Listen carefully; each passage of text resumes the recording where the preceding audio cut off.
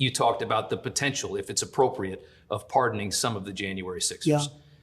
Lindsey Graham said a couple days later he thinks that's inappropriate. What do you think? Well, Lindsey Graham's wrong. I mean, Lindsey's a nice guy, but he's a rhino. Lindsey's wrong. And some of these people are not guilty. Many of these people are not guilty.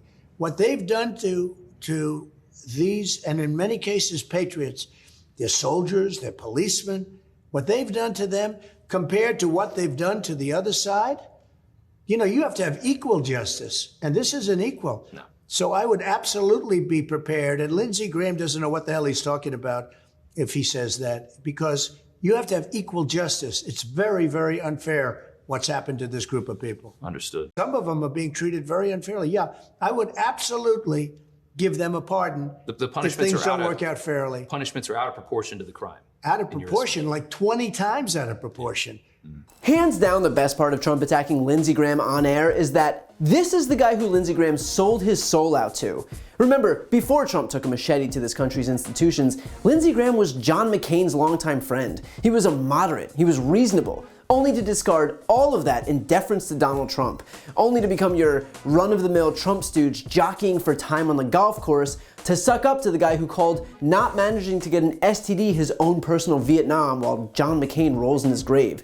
And so for Trump to then cast Lindsey Graham off without a second thought like a gnat really does show just how much of a pathetic joke Graham has allowed himself to become. And by the way, Graham has no excuse here. It's not like there weren't indications that Trump is willing to give zero loyalty in exchange for total loyalty. Nearly everyone in Trump's circle has been thrown under the bus at one point or another, from Giuliani to Michael Cohen to Rex Tillerson to Chris Christie to Mike Pence.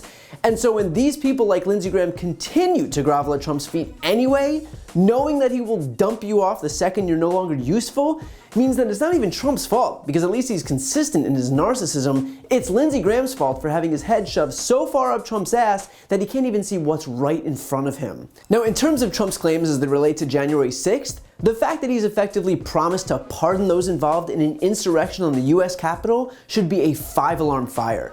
Because not only does this absolve those who did it in the past, he's offering tacit permission, encouragement to do it again. And then basically saying, even if you get caught, don't even worry about it. I have every intention of doling out get-out-of-jail-free cards. And beyond that, of course Trump thinks they should be pardoned. They were acting on his behalf. Would you expect Hitler to have condemned the Nazis? Of course not. As if they're going to get an objective view from the guy who literally inspired the mob to descend upon the Capitol. The fact that he's even saying this is just more evidence of his guilt, because why else would he be so hell-bent on absolving these people unless they were directly doing his bidding? Again, for the umpteenth time, just because Donald Trump is corrupt and criminal in broad daylight doesn't make it legal or okay. It just means the illegal stuff is happening in broad daylight, and that's all. He even tries to justify his absurd stance by bringing up the concept of equal justice, a word that he clearly doesn't understand, but that he seized upon because he thinks it sounds correct while trying to absolve the rioters who were acting on his orders. Trump says, what they've done to these patriots compared to what they've done to the people on the other side. Right, we couldn't possibly convict the insurrectionists because no one on the left was jailed. Forget that no one on the left stormed the US Capitol and sought to kill the Vice President and the Speaker of the House. Forget that no one on the left was even involved in the insurrection. As far as Trump's concerned, everything is both sides. And so if you're gonna deign to jail one of his supporters, then you need to also jail the evil socialist Democrats, even though Democrats weren't even there. But hey, whatever twisted logic he needs to justify his criminal behavior, he will. And look, I don't need to keep refuting all of his bullshit responses one by one because they are the unintelligible ravings of a criminal who tried to incite an insurrection and he doesn't have a leg to stand on. Nothing he says should be taken as a legitimate position because there is no legitimate position to justify an insurrection. But I will say this, if the Justice Department doesn't act swiftly and decisively to take out people who were responsible for the events of January 6th, then this will happen again. Trump is already laying the foundation in this very interview. And then it won't be only Trump's fault, it'll also be the fault of inaction from people like Merrick Garland. And that's not to say that he isn't working behind the scenes to do exactly that, but if he's not, then the next attack will be owed in part to the fecklessness of law enforcement, more worried about politics than upholding the law.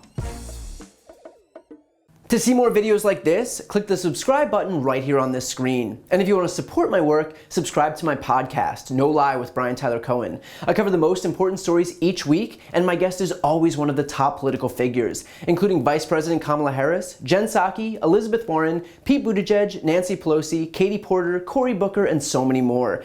The podcast link is also right here on this screen, so give it a listen and subscribe on Apple Podcasts, Spotify, or wherever you listen to podcasts.